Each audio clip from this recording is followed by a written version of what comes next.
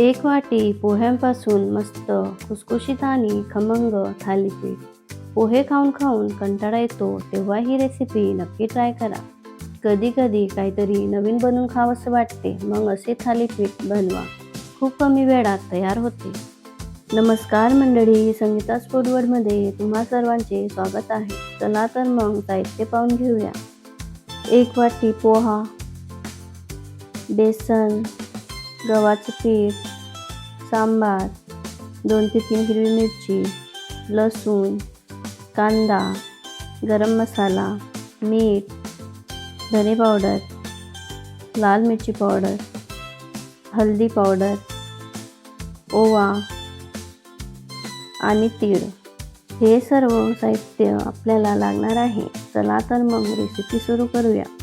सर्वात आधी एक मोठं बाउल घेऊन त्याच्यामध्ये 1 वाटी पोहे घेतलेले ते टाकून घ्या आणि पाण्याने स्वच्छपैकी 2 ते 3 वेळा धुवून घ्या.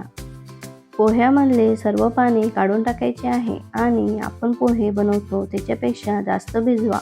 आता हे 5 मिनिट असेच राहू द्या. त्यानंतर इथे मी खलबत्ता घेतला, त्यात लसूण पाकळ्या 7 ते 8 आणि हिरवी मिरची अशी हाताने तोडून टाकली. त्याचे 2 भाग करून मस्त बारीक कुटून घ्या. तुम्ही मिक्सरमध्ये पिसले तरी चालेल, पण अशी चव छान येते. आता कांदा काटून घेऊ. कांदा मस्त बारीक काटून घ्यायचा. कांदा थालीपीठमध्ये खूप छान लागतो आणि चव पण भारी लागते. आता सांबार पण मस्त बारीक बारीक काटून घ्या. आता आपले पोहे छान भिजलेत. बेसन टाकून घेऊ आणि गव्हाचं पीठ पण टाकून घ्या. बारीक कांदा कापलेला तो पण टाकून घ्यायचा आहे. 1 मोठा चम्मच तीळ टाकून घ्या. लसूण आणि मिरची कुटलेली ती पण टाकून घेतली. तिखट तुम्ही कमी जास्त तुमच्या अंदाजाने टाका.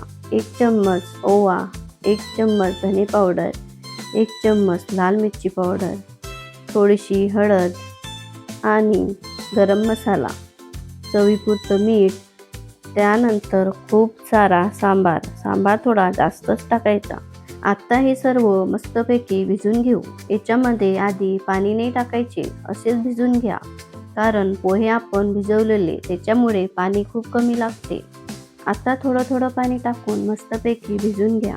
थालीपीठ बनवणार आहे त्यासाठी जास्त घट्ट नाही भिजवायचे. तुम्ही पाहू शकता अशा प्रकारे भिजून घ्या.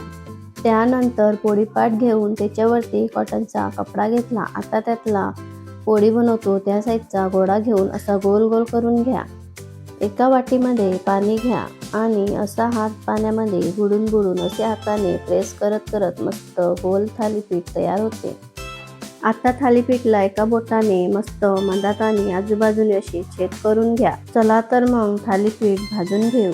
आता गॅसवरती तवा ठेवून तवा गरम झाला की आपले थापलेले थालीपीठ तव्यावरती टाकून घ्या. कपड्यासहित टाकायचे आणि कपडा असा हळूहळू काढून घ्यायचा आहे. आता चम्मचने घी किंवा तेल छेदमध्ये अशा प्रकारे सोडायचे आणि एक बाजू झाली की पलटून घ्या आणि मस्त अलटत पलटत दोन्ही बाजूने मस्तपैकी खुसखुशीत होईपर्यंत भाजून घ्या. इथे मी नॉनस्टिक तवा घेतला. तुम्ही आपण नेहमी तवा वापरतो तो घेतला तरी चालते. हे बघा, आपलं गरमागरम थालीपीठ बनवून तयार आहे. तुम्ही हे दही किंवा चटणीसोबत सर्व करा. आणि आजची ही रेसिपी तुम्हाला कशी वाटली कमेंट करून नक्की सांगा. आणि अशा सोप्या रेसिपी पाहण्यासाठी लाईक, सबस्क्राईब नक्की करा. धन्यवाद.